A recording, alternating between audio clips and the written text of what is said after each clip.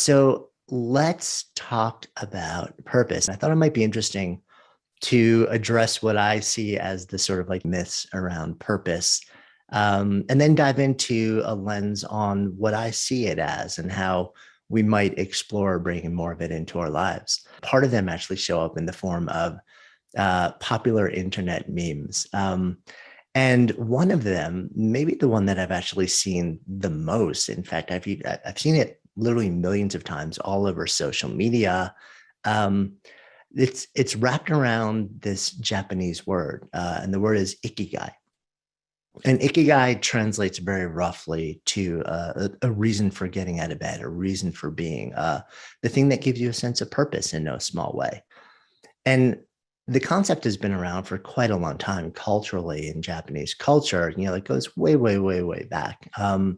It was popularized and made sort of like a much more front and center part of the culture in 1966 when a Japanese psychiatrist actually um, looked at that concept. Her name was Mieko Kamiya, and she published a book called On the Meaning of Life, which in an interesting way, to me, I think is almost a bit of a precursor to what so many people refer to as sort of like the seminal piece of work around purpose or meaning, which is Viktor Frankl's Man's Search for Meaning.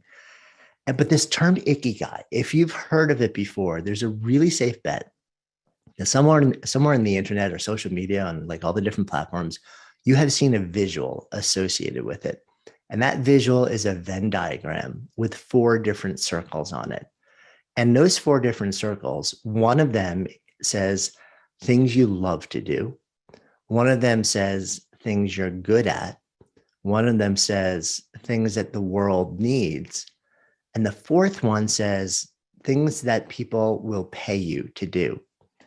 And this has kind of become the standard thing. If you want to experience ikigai, if you want to have a sense of purpose, it exists at the sweet spot of things you love to do, things you're good at doing, things the world needs, and things the world is willing to pay you to do, which is absurd if you really think about it.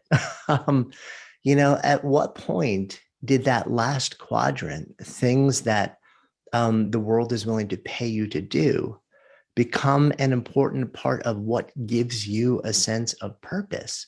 So that's effectively saying that if you love to care for a grandchild, or if you love to, like illustrate something on the side for no other reason than the feeling that it gives you, if the world isn't willing to pay you for it, well, that can't be your ikigai or your fundamental driver of purpose.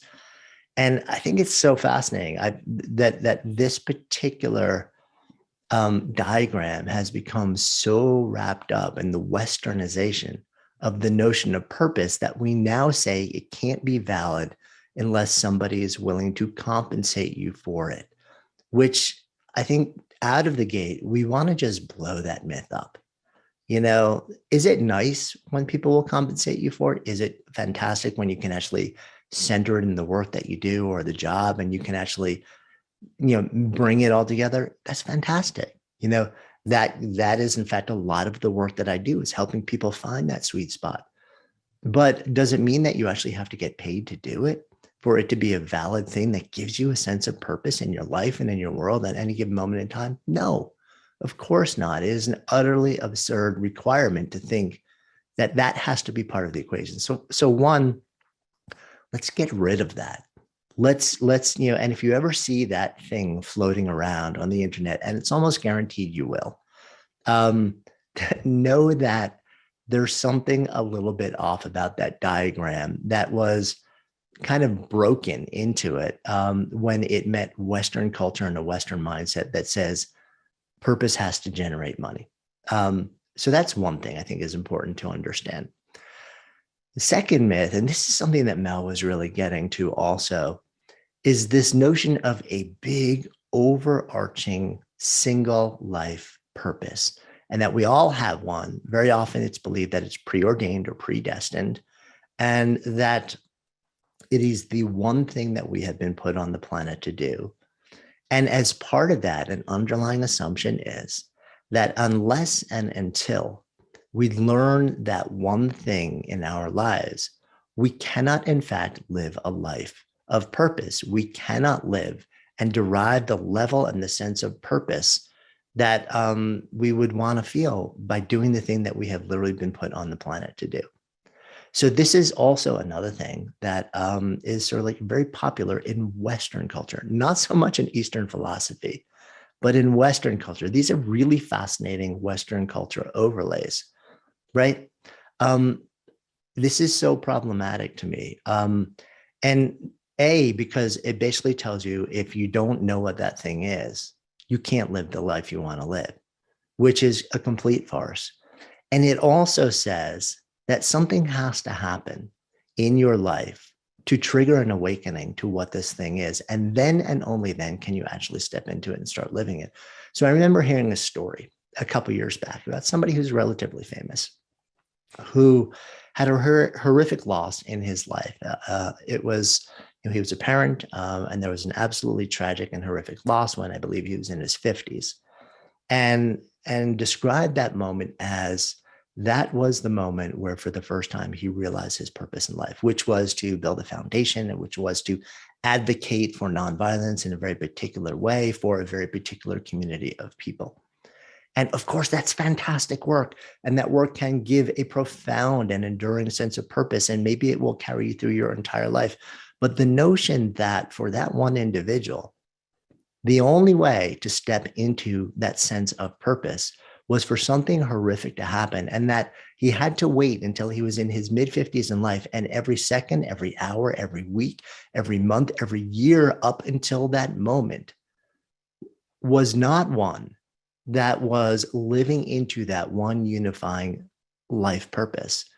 To me, that is so defeating. It's so demoralizing. It's so feudalistic that it kind of, it's wrong. All the research, and there is substantial research on purpose, shows that it is wrong. You know, we don't have to have one singular life purpose. In fact, many people don't, and they never discover that one thing. Some people do discover one thing that carries them through life. But oftentimes, you know, if it's much later in life, well, then you look at all the early days and figure, well, that was wasted time, but it's not. That's time that you're on a path. And it's time where every moment you have the opportunity to actually engage in activities and relationships and experiences that will give you a sense of purpose. Even if you never discover one thing that you feel in your heart is your, quote, big overarching singular life purpose that you will devote yourself to for the rest of your days. What the research shows crystal clear is that you can have all the benefits of purpose by simply understanding that there are many different ways that you can invest yourself throughout the day that will give you momentary or sometimes enduring senses of purpose. The model that I want to share with you is what I call the good life buckets. Now, think of your life as having three major buckets. And if you want to make them folders, if you want to make them quadrants, elements, whatever it is, you do it in a way which makes you happy. I love the visual of a bucket. It's just really simple. And it also allows me to sort of do a quick check and ask myself, well, how full or empty are each one of these buckets? And what is my contribution to making them at that level? So the three buckets are connection, contribution, and vitality. And I'm going to walk you through each one of these and show you how I use them as a year-end process. The connection bucket is all about the depth and quality of relationships that happen in your life. The contribution bucket, that tends to be what people associate with work. It's what's the contribution you're making to the world and also to your life when you actually invest effort in a serious and sustained way. And the vitality bucket, well, that's all about your mind and your body, you know, what we would call well-being.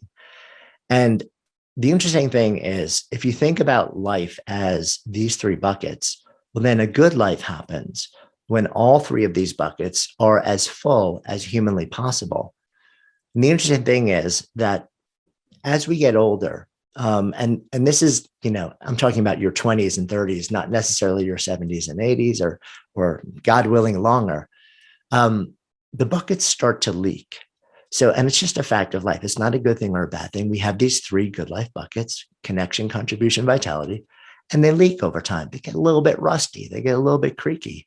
So when you fill them up, if you don't develop a practice or a habit or a ritual of actually keeping them full, keeping them topped off, well, then eventually the leakiness makes them empty.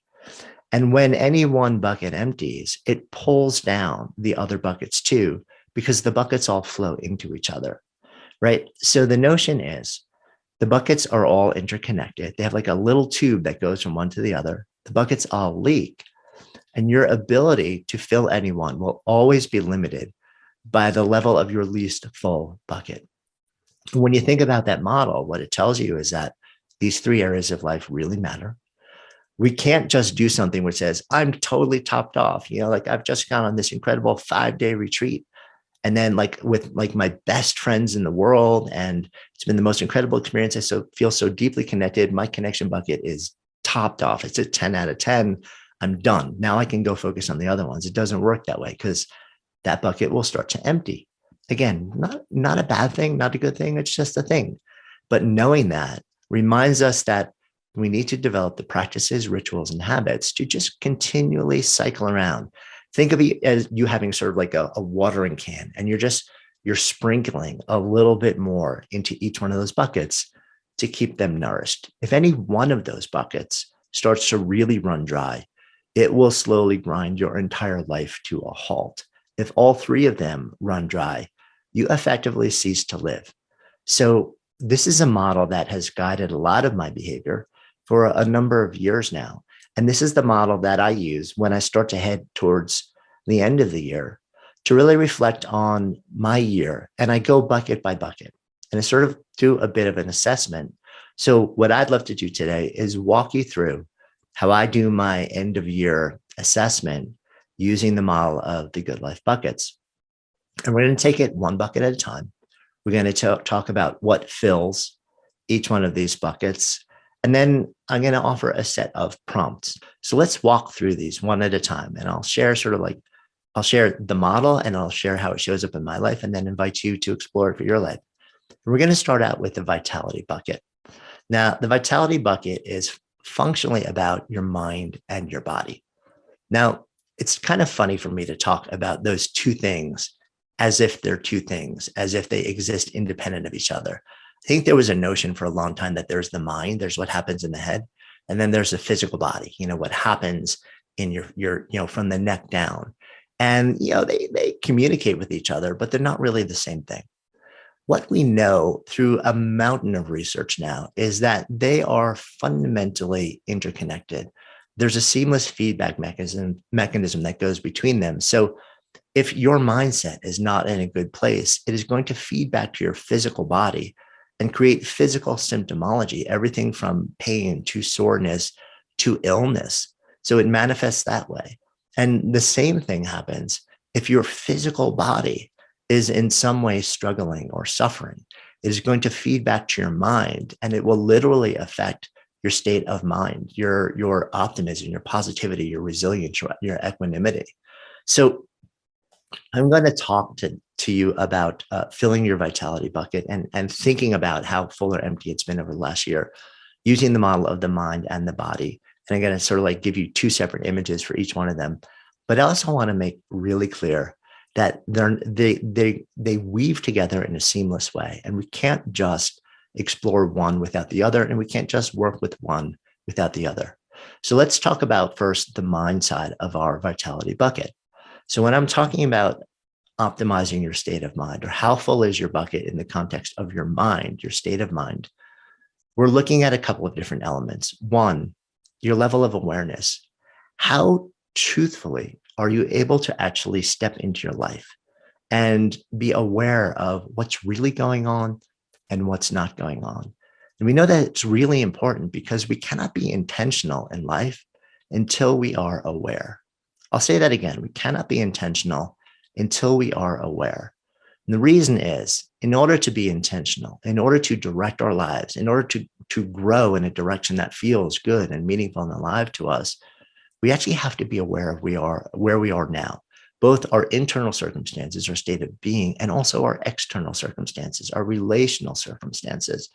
So awareness, how aware are we? How open and honest and aware are we of the actual state of our lives in the moment? And you can think about that, right? Both in terms of a current state and also over the course of this year. So we're going to use the model of 2021. How tapped in, how truly open and aware and honest have I been of my life, my state of being over the course of this last year? Have I kind of put my head in the sand and checked out? Or have I actually really tried to tap into exactly what's going on around me, even when it's hard, even when there are things that I don't like about it, even when I'm struggling, even when I see things within myself and within my environment and within society and the world that really upset me? Am I allowing myself to not hide, to not ignore it, to not check out of being aware, but actually check into waking up to the truth and reality of my life? So that's one of the big parts of mindset.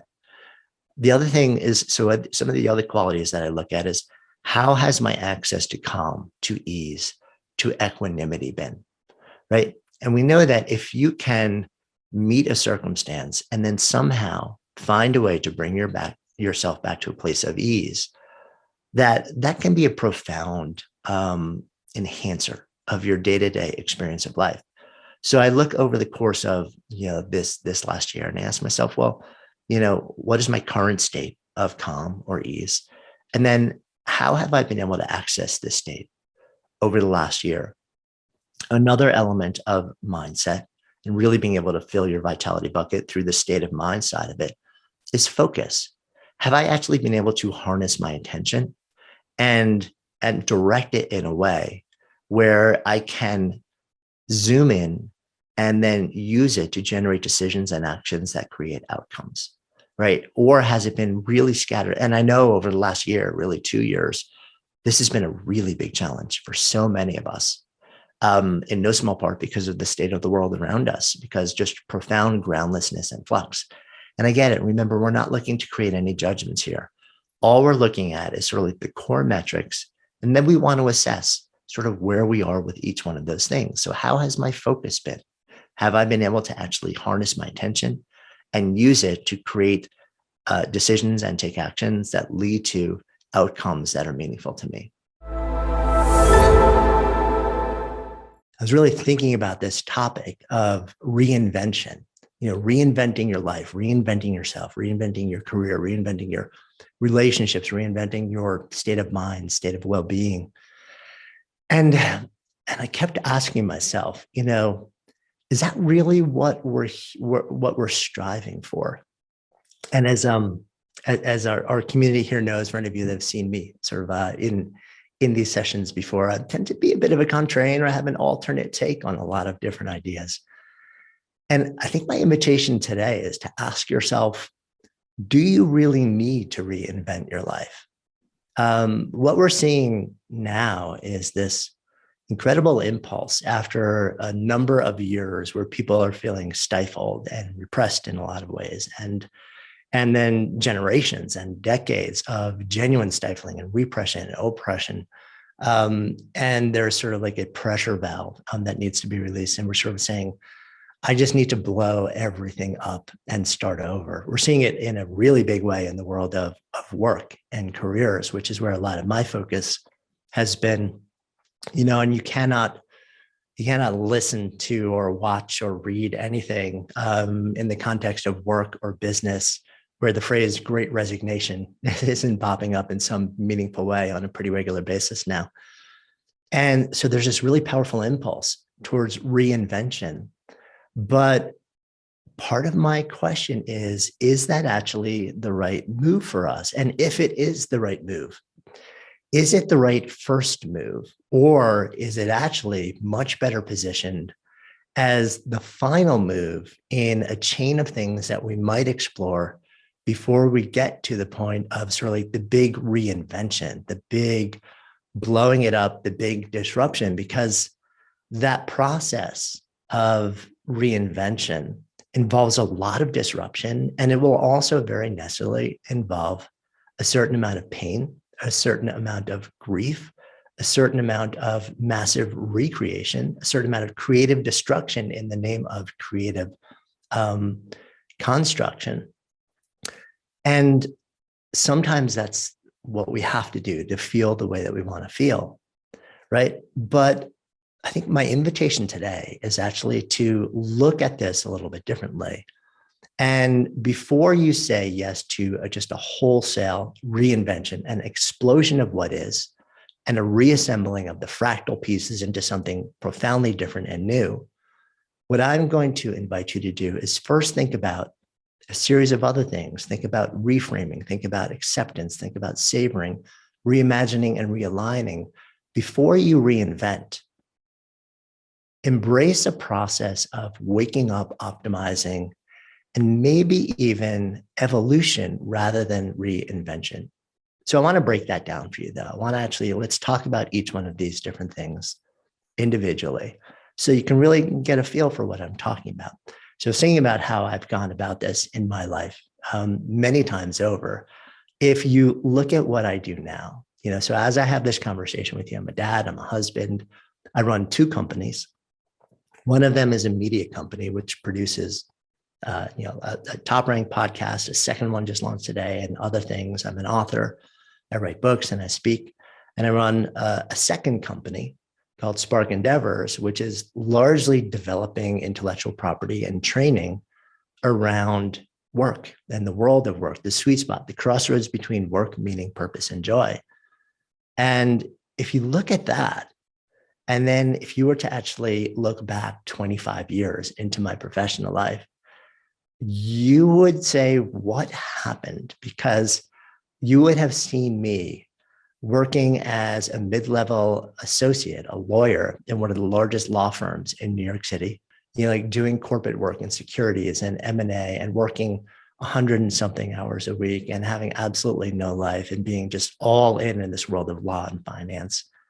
And then if you had looked at me 5 years after that, I was an entrepreneur in the world of fitness and well-being. And if you had looked at me 5 or 10 years after that, I had evolved that into the world of yoga and Eastern spirituality. And if you had looked at me 5 or 6 years after that, I had sold all those companies and been focusing on writing and speaking and teaching and building things. And if you looked at me shortly after that, I had launched this new company called Good Life Project, which is media and community and education.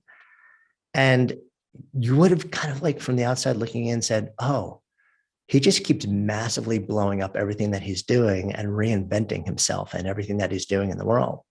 But the truth is, there are a whole bunch of common threads that allowed me to just slowly evolve what I was doing in a much more methodical way. So what from the outside looking in looked like explosion, reinvention, explosion, reinvention, explosion, reinvention, was actually from the inside out, this process of slow and gentle shifts. And I spent a little bit of time deconstructing my own process of optimizing and evolving. And yes, there was the occasional wholesale explosion and reinvention, but I realized that in my life, I probably didn't actually have to do those things. And for most people, they probably don't. So I deconstructed it into a 6-step framework. And I know Brendan's probably smiling because I somehow just create all these different frameworks. It's the way that my brain thinks. So let's talk about these 6 different steps. And in my mind, they happen in this specific order in order to get to the feeling that we so desperately yearn to feel when we talk about reinventing your life.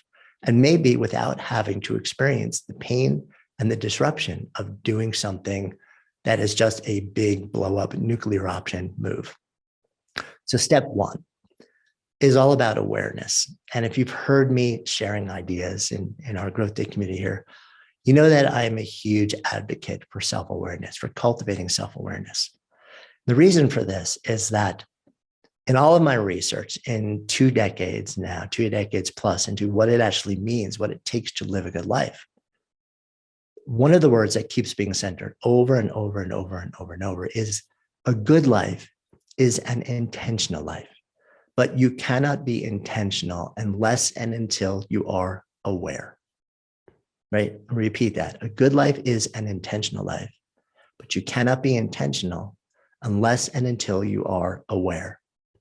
What that means is that for us to make choices, to be intentional, to actually create the relationships and circumstances and constructs that fill us, that nourish us, We actually have to be aware of both the world around us, and we also have to be aware of our own inner world, our own inner thoughts, our own feelings and emotions. And most of us aren't. Most of us have some sort of overlay or representation of what we think the world is that we've learned from culture, society, or family. And most of us are actually relatively disconnected from our inner world, from our inner thoughts and our inner feelings. And one of the things that is so, so important before we go through any process of evolution or reinvention is that we've got to become more aware of what is truly happening in the world around us. How objective can we get about the circumstances around us? How objective and clear and accurate can we get about the ecosystem inside of us, about our physical well-being, about our emotional and psychological well-being, about our cognitive and creative state of being? And this awareness is the thing that seeds our ability to then be intentional and make decisions and take actions based not on some semi-illusion of what we think is happening, but actually on something that is much closer to the truth of what is genuinely happening inside and outside of us. And the more that we can make decisions and take actions based on clear sight rather than diluted sight, the more likely we are to actually have those decisions and actions lead to the outcomes that profoundly change the way that we move through the world and the way that the world responds to us. So how do we actually cultivate that level of awareness, of self-awareness? There are so many different ways to do it. And you've heard me, our longtime community members have heard me talk about many of them. My personal practice happens to be mindfulness meditation, but it's not just mindfulness meditation, it's a sitting practice daily.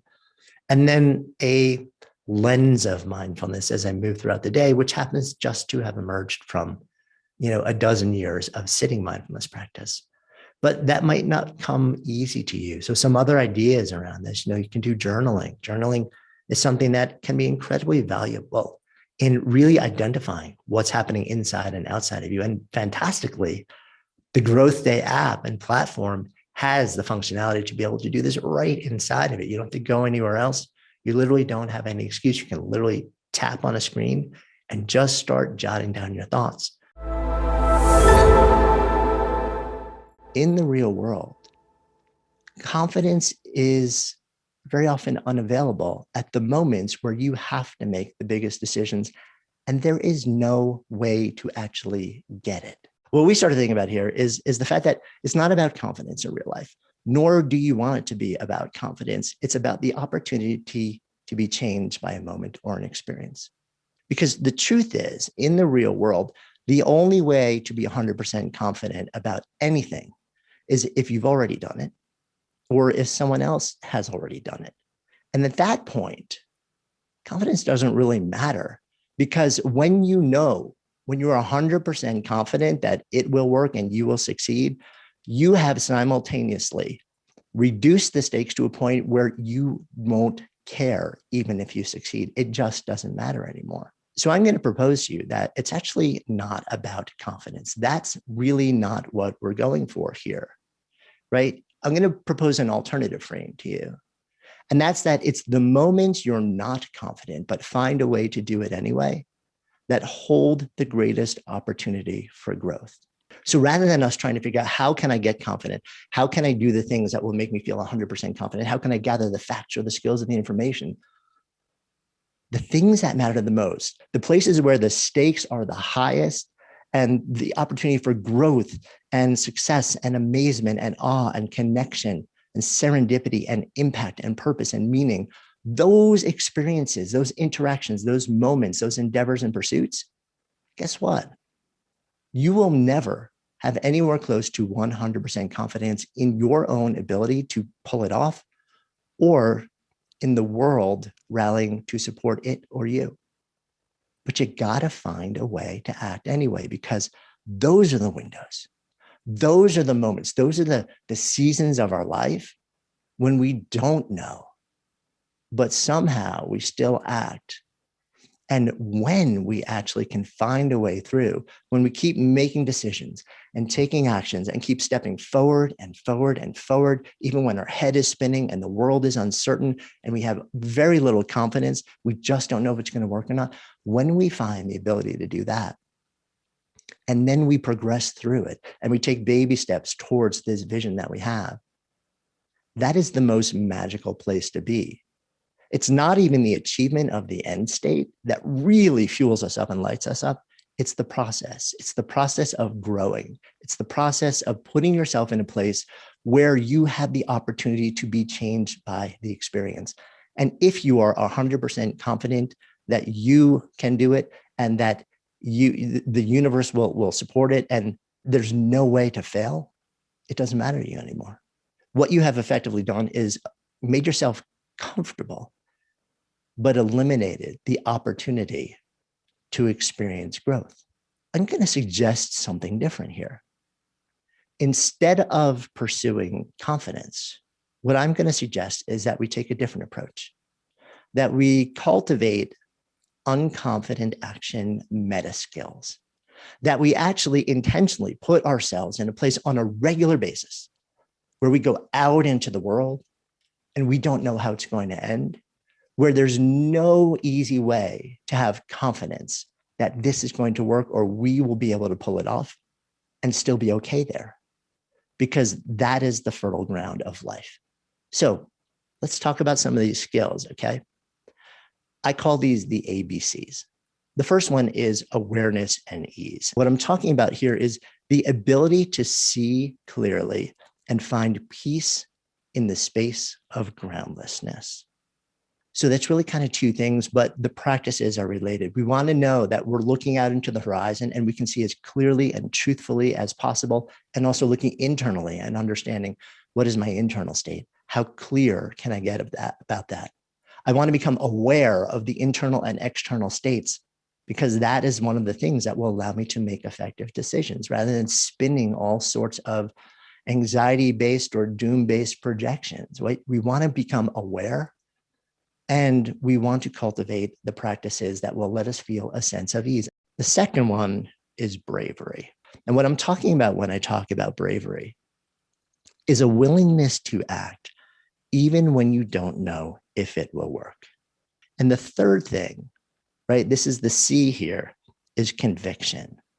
And when I'm talking about conviction, I'm talking about a deep knowing around why it matters and what the stakes are. So those are what I call the ABCs of cultivating action in the face of unconfidence. Let's start with conviction. So when I talk about conviction here, what I'm really talking about is to ask the why question 5 to 10 times, and then we're going to step away from it, ask it again, and journal. Now, why is this so important in the context of us doing things, knowing that no matter how much we try, there is no one moment where if the stakes are high and we haven't already done it before, that we will ever be 100% confident. So it can be these tiny little moments, or it could be launching something huge into the world or starting a new career. When we do that, we're taking a risk and we're going to stumble along the way. And the bigger it is, the more complex it is, the longer the time frame, the more likely it is that we are going to keep meeting barrier after barrier after barrier.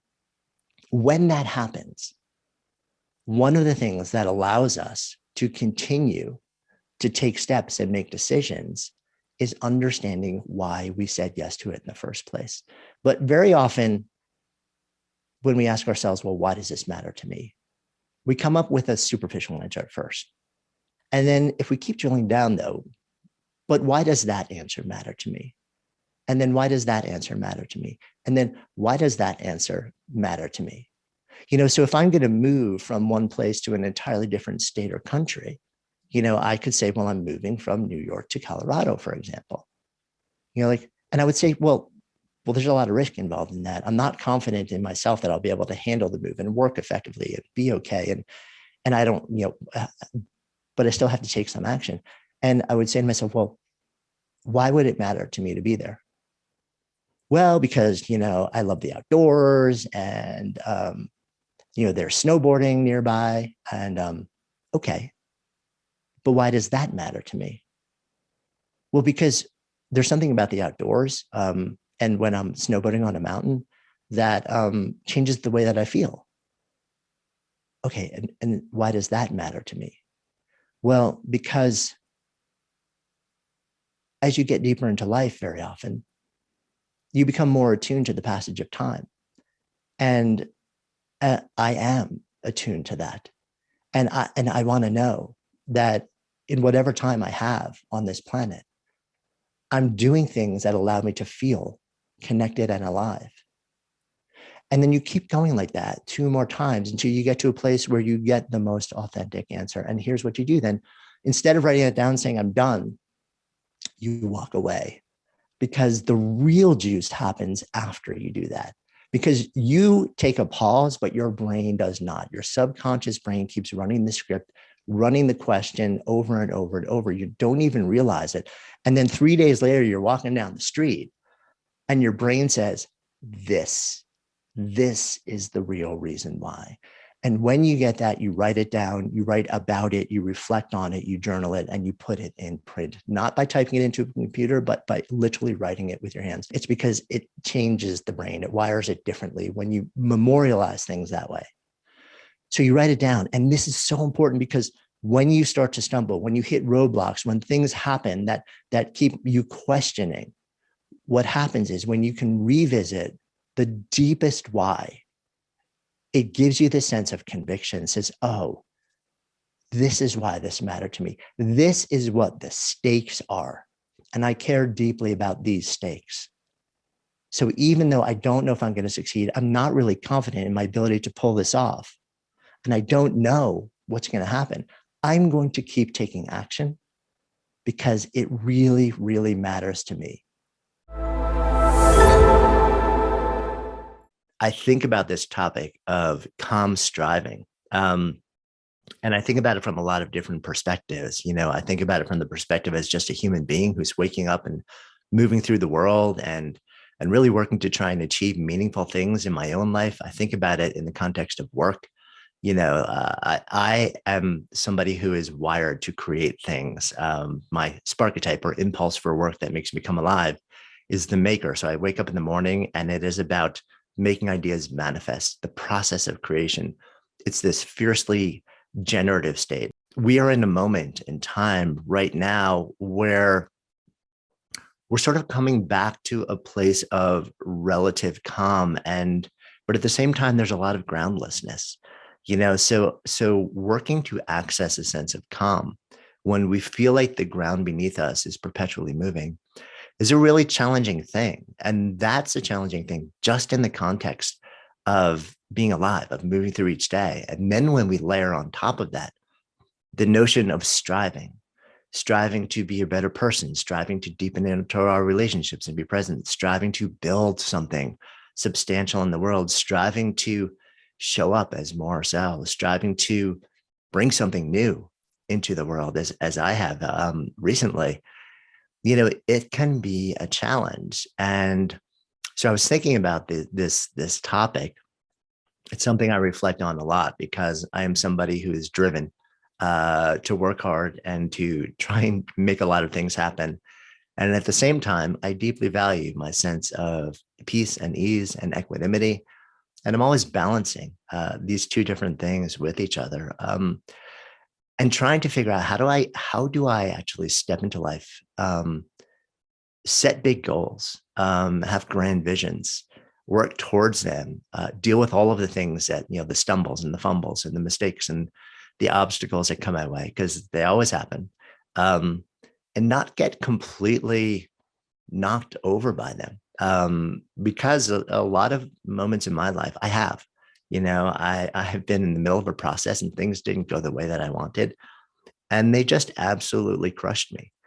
And, I spent a lot of years trying to figure out, how do I approach things differently? How do I approach the process of striving to do something that really matters to me, or to be more of the person who I hope to be in the world? And also at the same time, do it in a way where I'm not letting go of as much of a sense of persistent ease, persistent grace as possible. And I've experimented with a lot of different things over the years. I've looked at a lot of different productivity tools and platforms, techniques, strategies.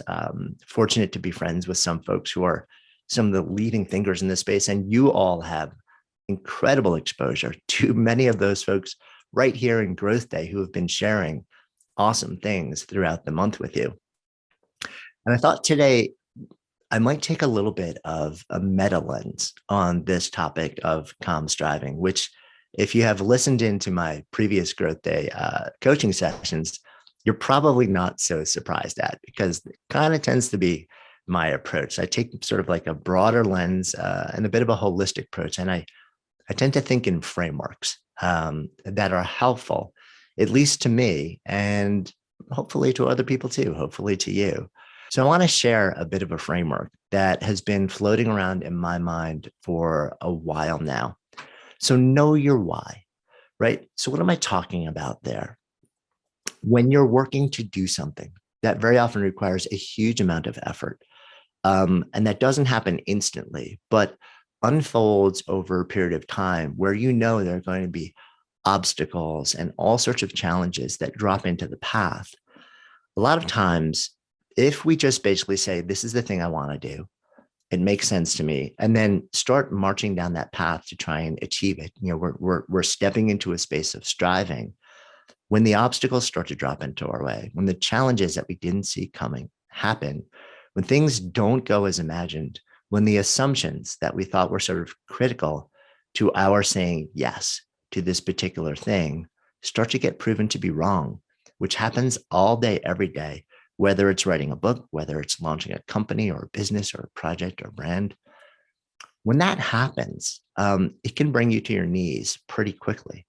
What I found is one of the things that both allows you to return to an action stance and return to a baseline level of calm and ease is having a lot of clarity around the reason that you said yes to this in the first place. Really understanding your why on a deep level. Because that basically lets you revisit this thing and say, okay, so things didn't go as I planned. Things didn't go as I wanted them to go. And I didn't even see this coming. But if I really understand why I said yes to this, and if the reason why is deep and meaningful to me, and I still believe it's possible, that will allow me to kind of let go of the anxiety spin, to let go of the self-flagellation, to let go of the negativity or the doomsday scenarios. Say, okay, this isn't going the way I thought it was going, but I am deeply committed because I understand why I said yes to this project in the first place. And it means so much to me. And I still believe this is possible, that I'm going to keep going. And that also allows me to come back to a place where I can kind of say, I didn't want this. I didn't expect it, but I care about continuing on. And I'm going to come back to center here.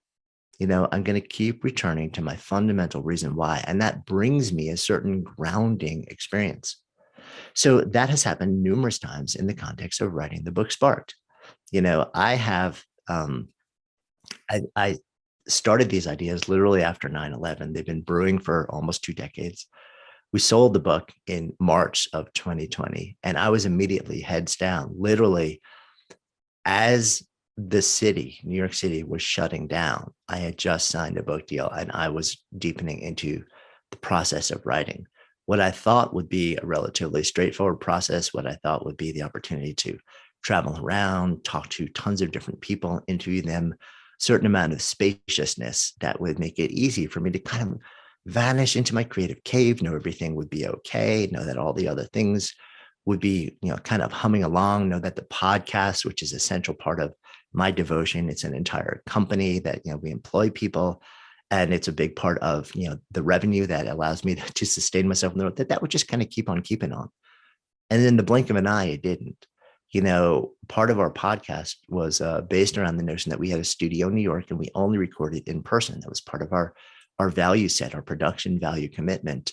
And I blinked and that all had to end, which means that we had to spend a huge amount of time completely reimagining what that production was like, what the schedule was like, what the process was like, whether we could even continue and produce something that I would still be proud of.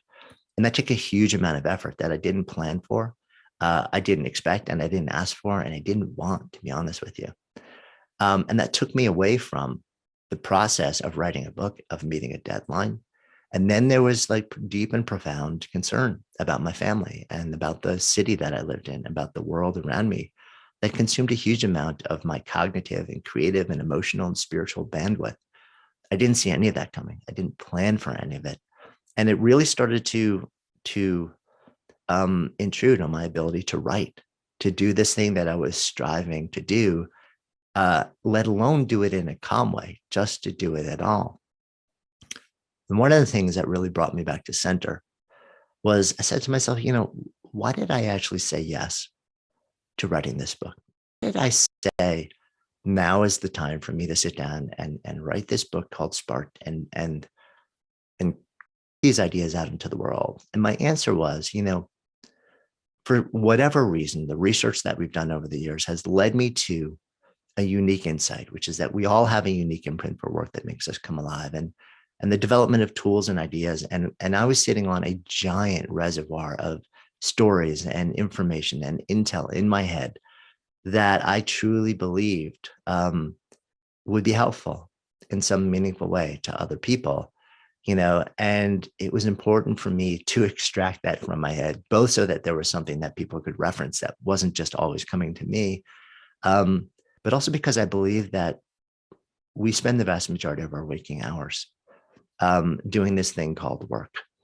And if that thing does not in some meaningful way give us the experience of meaning or purpose or the ability to lose ourselves in flow and express the essence of who we are, then we spend the vast majority of our waking hours doing something that is largely more emptying than filling. And that to me is not okay. It's not okay in my own life. And if I could play even the smallest role in helping folks see a different way, navigate, this thing called work differently, it was really important to me to write this book, to do this body of work, because I see so much suffering in this domain. And I believe that work that we're doing at Spark Endeavors can really make a difference. So when everything was getting hard for me, when all sorts of things started crashing and burning, when we had to devote a huge amount of time to sustaining myself emotionally, energetically, taking care of my family and friends and being there for my community and completely reimagining the other business that I run, and I had thoughts of just shelving this thing. I kept going back and saying, no, this really matters to me. I understand why I said yes to this. The reason I said why, not only is it still matter to me, but as I saw what unfolded over the last year and a half, it became more important to me than ever before, because I saw people dropping into this moment of profound existential questioning and reimagining. And if I thought that what I was working on would potentially be helpful before, that feeling only got stronger and stronger and stronger and remains paramount in my reason for saying yes to doing this thing. And that kept bringing me back. Knowing my why kept bringing me back. It brought me back not just to a generative, creative, action-oriented stance, but it kept bringing me back to a grounded sense of understanding why I was showing up and doing this every day. It let me feel a certain peace of mind to return to. And from that place, it allowed me to tap into my creative juices more effectively. The topic for today, and really for the month, advanced mindset and resilience. The way that I think about resilience when I think about it is the ability to move through moments and sometimes entire seasons of adversity, so that the experience of moving through it, the experience of interacting with it, the experience of dancing with it is something where you can access the greatest amount of equanimity, of peace and ease during the experience. I was thinking about what's the strongest experience that I've had where I've had to be incredibly resilient. And I kind of was focusing on business. So we actually run two companies, and one of them is a media company.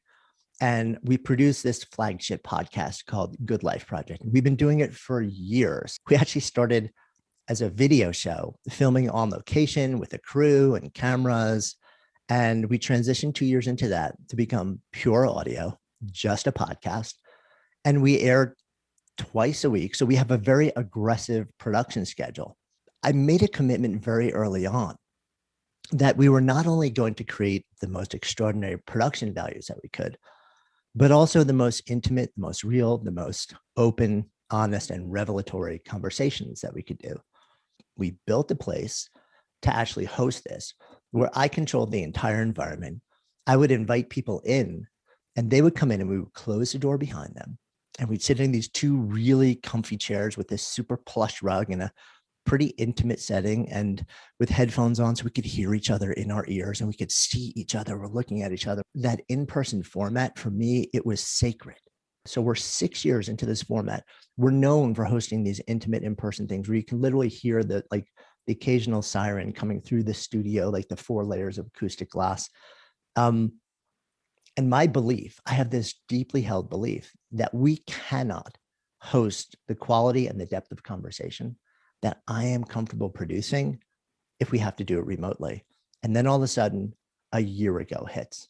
We had a quick meeting with the team and said, okay, we can't do this anymore. We can't, this thing that we've held so sacred, our entire business, our pride, my ego, the brand was built around the extraordinary quality of the conversations and the production value of being in a studio, being up close with these really super high quality microphones and no echo and things like that.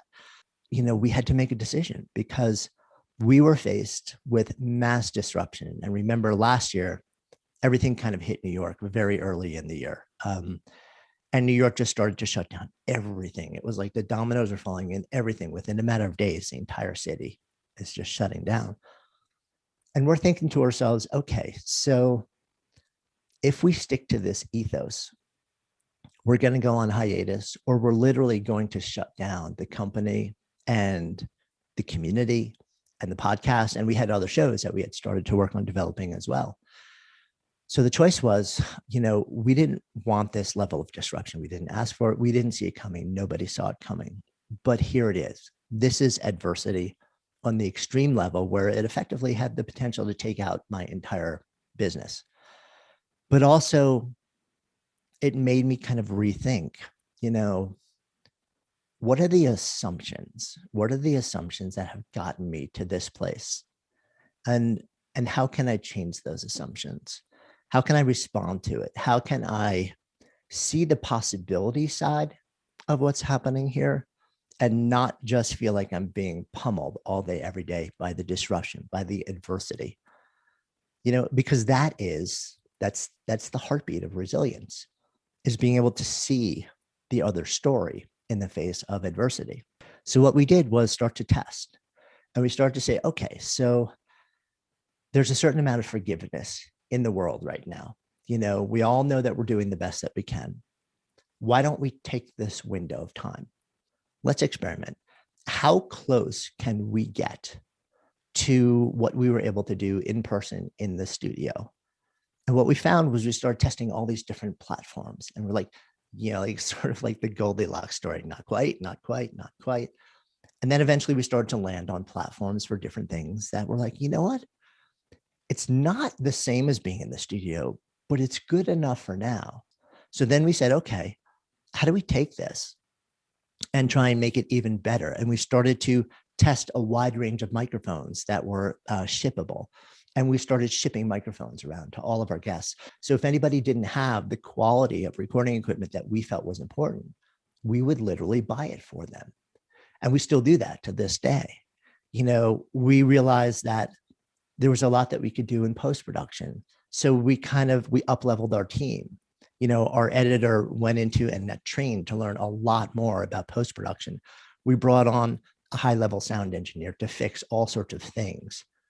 And that added a lot to the back end of what we're doing. But what we started to learn over time is that this assumption that I had about the only way that things are going to be okay is if we do it this way.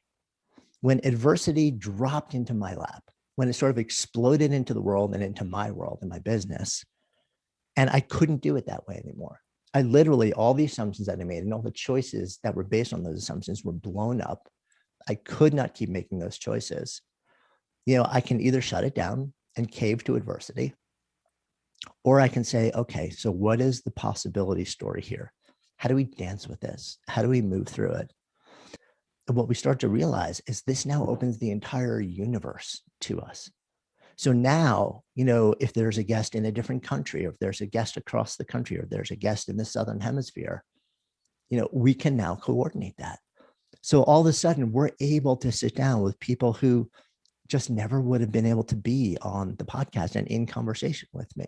What I discovered was, because so many people are actually doing it from their homes, that the home created its own sense of virtual intimacy or remote intimacy.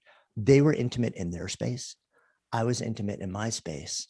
And that intimacy, even if it was 1,000 miles apart, it bridged the chasm to create this sort of, like virtual ethereal container of safety and sanctity. And that really surprised me. And now, as we sort of like step into what I would consider, emerging our way slowly into a new season, now we're starting to actually think about, well, where do we go from here? When in fact it is safe to be back in a room, back in a studio together, are we going to automatically do that?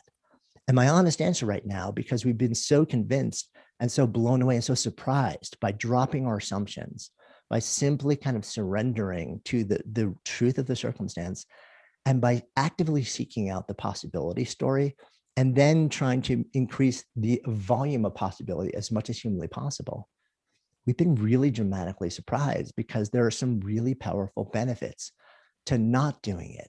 So not only do I feel like we have sort of bounced back to the place that we were before, but I think we've balanced forward to a certain extent to increased possibility.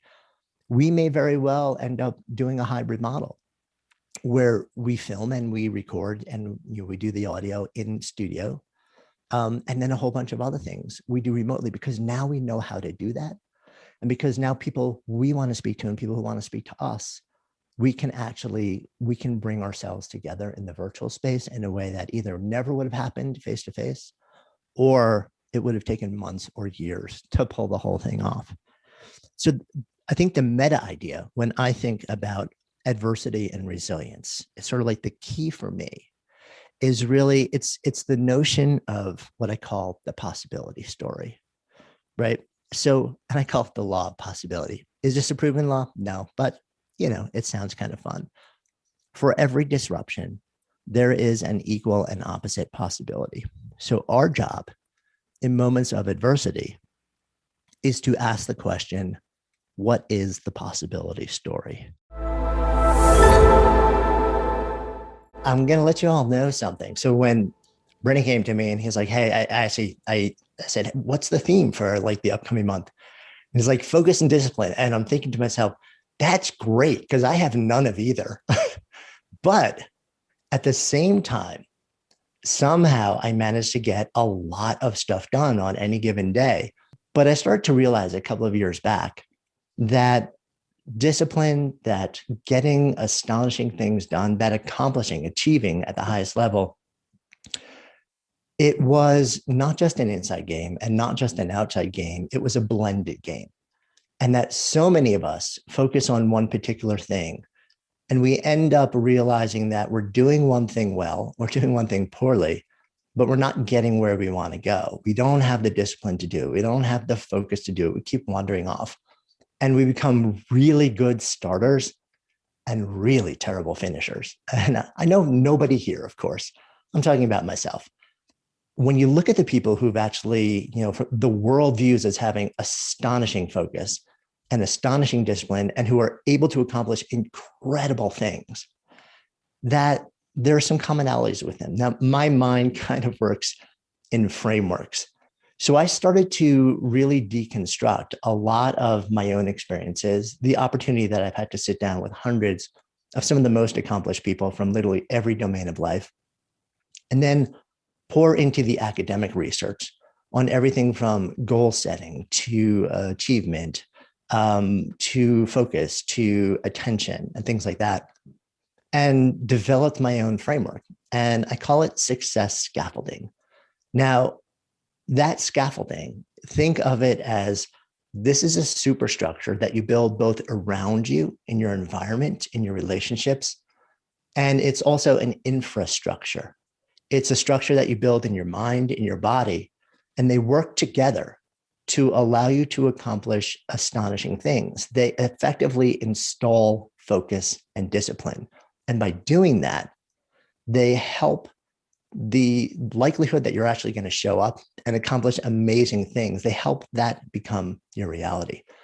So let's dive into it. You know, we hear these words discipline, we hear the word grit out in the world a lot. I've had the opportunity to sit down in conversation with the primary researcher on grit, Angela Duckworth, a number of times over the years, and really go deep into it. And we hear that, you know, it's this thing that people either have or they don't have, similar to you either have focus or you have discipline or you don't have it. And what we started to realize is that's actually not entirely true at all. That a lot of this stuff is practicable, it's buildable, it's installable. So first one is picture, right? So we want to create a picture of the thing that we want to accomplish or do, or the place we want to go. Large or small, it really doesn't matter. A lot of times we think about that thing we want to accomplish, and we kind of keep it spinning in our minds, right? But we never memorialize it in any meaningful way.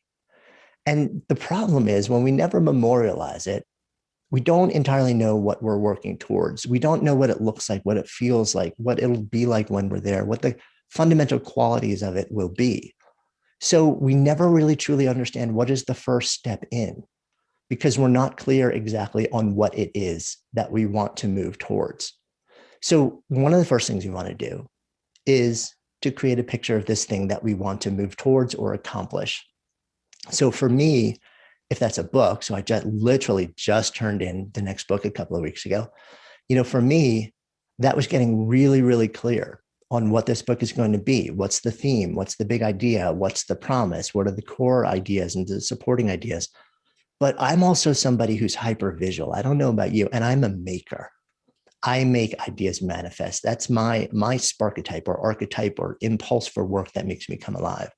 So I needed to go a step further and really envision, what does the physical object look like? And that actually helped me sit down and figure out how I'm going to start working on this thing.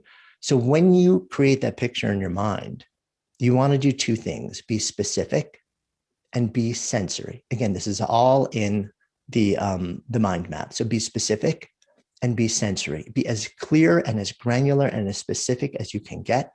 Behavioral psychologist at Stanford, BJ Fogg, calls this crispifying the idea, make it really crisp, right? Super clear. It's like you're taking a lens on a camera that's out of focus and turning it so everything comes into super clear focus and you have a lot of specificity in what you're doing. And then make it sensory. Give it sound, give it a visual, give it motion, give it scent, if that's what you want. Make it tactile. What does it feel like? Right? So create this picture, make it as much as you can. If you literally have a camera and you have a sense, you know, people do this all the time now. They create boards, you know, whether you call them pin boards or vision boards or whatever it is, to actually get as detailed, as granular, as visual, and as sensory as you can.